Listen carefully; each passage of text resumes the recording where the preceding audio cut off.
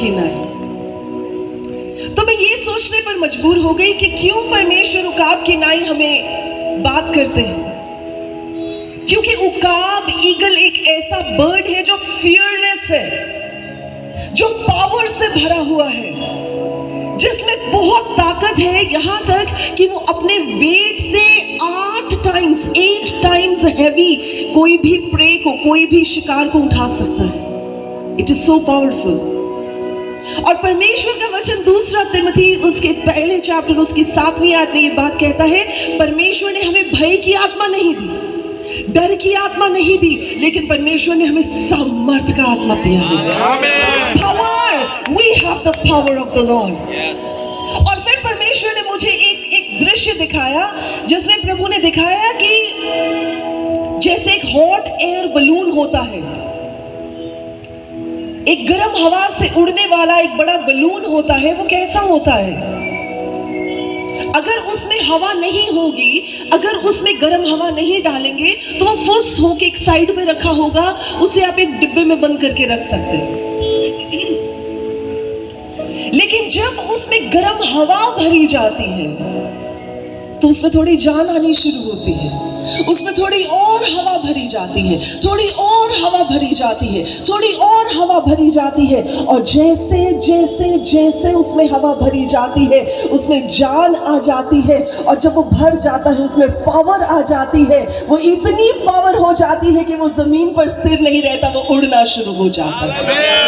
वैसे ही एक विश्वासी जन जिसमें परमेश्वर का आत्मा आ जाता है, जिसमें परमेश्वर की आत्मा की बातें आ जाती है, जिसमें परमेश्वर की आत्मा के गुण आ जाते हैं, जो स्वर्ग की बातों को जानना शुरू हो जाता है, जिसमें परमेश्वर के आत्मा के काम होने शुरू हो जाते हैं, वो एक डिब्बे में बंद करके नहीं रखा जा सकता। वो एक सामर्थी विश्वासी बन जाता है जो ऊपर उठना शुरू होता है। We are not normal beings. परमेश्वर का वचन कहता है जब परमेश्वर का आत्मा तुम पर उतरेगा तुम सामर्थ पाओगे। हम परमेश्वर के सामर्थ पाए हुए लोग हैं। हम हालातों में नहीं जूझते, हम नीचे नहीं लड़ाइयां लड़ते। हमारी लड़ाइयां, हमारी बातें, हमारी प्रार्थनाएं, हमारी विनतियां ऊपर होती हैं, हम नीचे कुछ नहीं करते। Because we are power filled people. जितने पावरफुल पीपल हैं, जितने परमेश्वर के पवित्र आत्मा के द्वारा भरे हुए लोग हैं, जरा जोर से कहकर सुनाएंगे हालेलुया। Wonderful, wonderful. देखिए हमारा पैरामीटर कोई इंसान है ही नहीं। अगर आज हम कहें मुझे कैसा बनना है, मुझे कैसा दिखना है, मेरा चाल चलन कैसा होना चाहिए, मेरे काम कैसे होने चाहिए, मेरे काम किसी इंसान जैसे नहीं होने चाहिए। हमारा पैरामीटर बहुत हाई है क्योंकि हम नीचे की कोई काम नहीं करते, हम हाई लेवल के काम करते हैं। हालेलुया। देखिए परमेश्वर के वचन में ये बात लिखी है। जब परमेश्वर ने यहोशू से कहा था चैप्टर 1 वर्स 9 में, प्रभु ने कहा था ढांढस बांध, मजबूत हो जा, डू नॉट फियर। क्या कर, तगड़ा हो जा, बी फिल्ड विद पावर। प्रभु ने कहा जहां जहां तेरे पैर लगेंगे वो जगह मैं तुझे दे दूंगा। That is what power does, that is what power does. और वचन बताता है, जब आप इफिसियों की किताब उसका चैप्टर नंबर 4 पढ़ते हैं, उसकी 22 आयत से मैं आपको एक उदाहरण देना चाहूंगी। 22 आयत से ऐसा लिखा है, इफिसियों 4:22 लिखा है कि तुम पिछले चाल चलन के पुराने मनुष्यत्व को जो भरमाने वाली अभिलाषाओं के अनुसार भ्रष्ट होता जाता है उतार डालो। क्या करो? क्या करो? उतार डालो। आप सबको पार्टिसिपेट करना पड़ेगा, सिर्फ यहीं से आवाज आनी नहीं चाहिए, सारी जगह से आवाज आनी चाहिए। ठीक है जी? तो मैं वो वाली प्रचारक नहीं हूं जो मैं खुद ही आऊंगी, बोलूंगी और चली जाऊंगी, मैं आपसे भी सुनूंगी। ठीक है जी? तैयार है हो? और खास तौर पर पिछले लोग जो बस बैठे हुए हैं, बैठे भी, सुने भी, पाए भी और बोले भी जब बोला जाए। आमीन। पिछले लोग हाथ हिला देंगे जरा। वंडरफुल, वंडरफुल, परमेश्वर का धन्यवाद है। तो लिखा है कि तुम पिछले चाल चलन के पुराने मनुष्यत्व को जो भरमाने वाली अभिलाषाओं के अनुसार भ्रष्ट होता जाता है उतार डालो और अपने मन के आत्मिक स्वभाव में नए बनते जाओ और नए मनुष्यत्व को पहन लो जो परमेश्वर के अनुरूप सत्य की धार्मिकता और पवित्रता में सृजा गया है। अब मैं सोच रही थी कि इसको मैं आसानी से आपको कैसे समझाऊं। यानी अगर ये मेरा पुराना मनुष्यत्व है जिसे मैंने ओढ़ा हुआ है अपनी जिंदगी में, तो परमेश्वर का वचन क्या कह रहा है कि अपना पुराना मनुष्यत्व उतार दो। यानी अब आप इसे उतार देंगे और परमेश्वर क्या कहते हैं, नया मनुष्यत्व जो परमेश्वर की परिपूर्णता में है, जो परमेश्वर की धार्मिकता में है, जो परमेश्वर की पवित्रता में है, उसे ओढ़ लो। यानी you have to remove something and you have to accept something. क्या हम इस बात को समझ रहे हैं? आज भी प्रॉब्लम कहाँ है कि जब हम विश्वासी तो हो जाते हैं, हम परमेश्वर में तो आ जाते हैं, प्रभु की बातों को तो सीखने लगते हैं, लेकिन अपना पुराना मनुष्यत्व जोड़ते नहीं हैं। We don't remove that. परमेश्वर का वचन कह रहा है उसे रिमूव कर दे। तो रिमूव करके करना क्या है? अब नया मनुष्यत्व, न्यू ओढ़ ले। तभी आप नए लगेंगे, तभी आप में नयापन आएगा, तभी आप उसको एम्ब्रेस कर पाएंगे, तभी वो आपकी जिंदगी में काम करने पाएगा।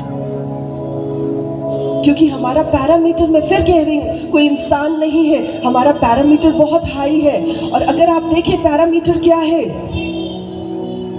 तो यहां पर लिखा है 4 ही चैप्टर की 13 आयत से, जब तक कि हम सब के सब विश्वास और परमेश्वर के पुत्र की पहचान में एक ना हो जाए और एक सिद्ध मनुष्य ना बन जाए और मसीह के पूरे ढील डौल तक ना बढ़ जाए। यानी what is our parameter? Perfection, just like Jesus. पूरे ढील डौल में किसके जैसा? प्रभु यीशु जैसा। तभी वचन में लिखा है, जैसा प्रभु यीशु मसीह स्वर्ग में है वैसे ही हम पृथ्वी पर हैं। तो हमारा डील डॉल कैसा होना चाहिए? कैसा होना चाहिए? प्रभु यीशु जैसा। हमारा चाल चलन कैसा होना चाहिए? हमारे काम करने का तरीका कैसा होना चाहिए? सब कुछ ऐसा होना चाहिए। और जब आप यही चैप्टर की जब हम पढ़ रहे थे, तो क्या क्या करना छोड़ना पड़ेगा? 25 आयत में लिखे, इस कारण झूठ बोलना छोड़ दे। हम में से कितने लोग हैं जो आज भी झूठ बोलते हैं? मैं हाथ खड़ा करने को नहीं कहूंगी। आहा, wow, that is honesty, wonderful. हम बोलते हैं। कोई भी ऐसा जन नहीं होगा जो कहेगा नहीं नहीं पास्टर नहीं, तो मैं तो इतना धर्मी हूं, मैंने झूठ बोलना छोड़ दिया। आज भी बोल देते हैं, नहीं भी बोलना चाहते, ऐसे ही बोला जाता है। लेकिन परमेश्वर का वचन क्या कह रहा है? झूठ बोलना छोड़ दो, बुरी बातें मुंह से निकालना छोड़ दो, किसी की बदनामी करना छोड़ दो, किसी के पीठ पीछे बात करना छोड़ दो। जब आप छोड़ देंगे तो आप क्या करेंगे? आप अंश अंश करके परमेश्वर यीशु मसीह के डील डॉल में बनते चले जाएंगे। ये छोटी छोटी बातें होती हैं, छोटी छोटी चीजें होती हैं जो हमारी जिंदगी को बदल देती हैं। और जैसे मैं बात कर रही थी, उकाब की नाई उड़ना, जब आप ये छोटी छोटी हैवी चीजों को छोड़ देंगे ना, चलिए जैसे हमने शुरू में बात की कि एक हॉट एयर बलून में क्या होता है? गर्म हवा भरी जाती है। जब बहुत सारी हवा भर जाती है, वो भर जाता है तो वो उड़ना शुरू हो जाता है। अब जरा सोच के देखें, उसके साथ बड़े बड़े लोहे के पीसेस लगा दिए जाए तो वो उड़ेगा नहीं। उसको एंकर के साथ बांध दिया जाए तो वो उड़ेगा नहीं। उसे जितनी मर्जी हवा भरते रहे वो उड़ेगा नहीं। लेकिन जब उसको वो तोड़कर वो चीजें हटाई जाएंगी, उसे फ्री किया जाएगा, उसे लाइट किया जाएगा, तब वो उड़ेगा। वैसे ही एक विश्वासी जन जब अपनी जिंदगी में ग्रजेस को, अपनी जिंदगी में झूठ को, अपनी जिंदगी में बदकारियों को, अपनी जिंदगी में वो छोटी छोटी उन बातों को जो उसे बॉगल डाउन करती है, उनके साथ भरा रहता है तो वो उठने ही नहीं पाता, उसे पावर दिखाई ही नहीं देती है।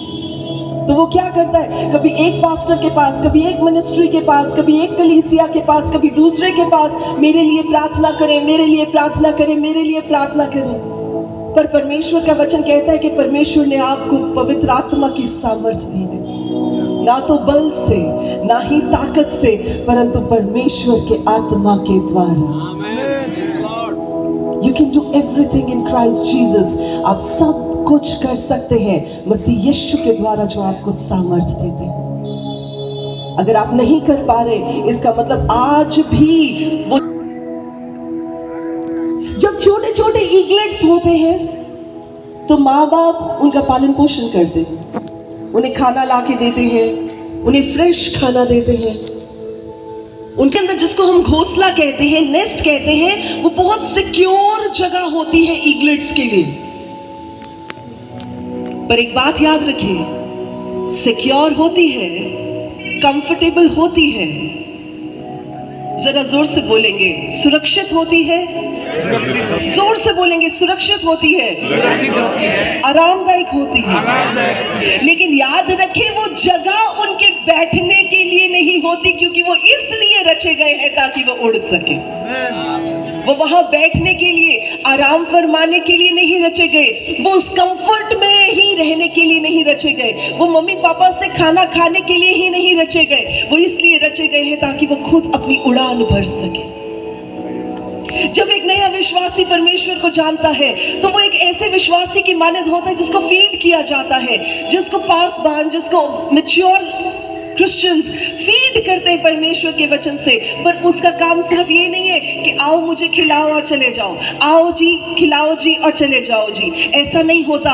उनका निर्माण इसलिए किया गया है ताकि जो भले काम परमेश्वर ने उनके लिए पहले से तैयार किए हैं, उनके करने के लिए उनकी विंग्स तैयार हो जाए। हालेलुया। तो क्या होता है, वो विंग्स तैयार हो रही होती है और एक समय ऐसा आता है कि जो मम्मा ईगल है वो खाना देना बंद कर देती है। अब तक वो ईगलेट्स मोटे हो जाते, खाना खा खा के बड़े हो जाते, मोटे हो जाते, उनके विंग्स उगने शुरू होते और मम्मा खाना देना बंद कर देती है। जब मम्मा खाना देना बंद करती है तो उनके घोंसले में कुछ भी जो पड़ा होता है वो उसको खाना शुरू करते हैं और एक टाइम ऐसा आता है कि वो खाना भी खत्म हो जाता है। मम्मा इसलिए खाना देना बंद नहीं करती क्योंकि मम्मा चाहती है कि ईगलेट मर जाए, उकाब का बच्चा मर जाए। मम्मा इसलिए खाना देना बंद कर देती है ताकि वो अगले पड़ाव पर जा सके। कई बार हम विश्वासी होने के नाते परमेश्वर की आवाज को सुनना चाहते हैं, हमारे इर्द गिर्द के लोग हमारी जिंदगी से छूटना शुरू होते हैं, कोई कहीं चला जाता है, कोई हाथ छोड़ देता है, कोई साथ छोड़ देता है और हम अकेले रह जाते हैं। और हम परमेश्वर से पूछते, प्रभु क्यों? वो इसलिए क्योंकि प्रभु अब चाहते हैं कि आप उनके द्वारा नहीं, आप डायरेक्टली परमेश्वर की आवाज को सुन सकें। हालेलुया। और जब वो ईगलेट्स भूखे रहते थोड़े समय के लिए तो उनका जो बॉडी फैट है वो कम होना शुरू होता है। अब क्योंकि बॉडी फैट कम होता है, उनके पर बड़े होने शुरू होते हैं तो वो थोड़ा सा लाइट होना शुरू होते हैं। और क्योंकि उनके घोंसले बहुत ऊंचाई पर बनाए गए होते हैं तो जब वो परों को फैला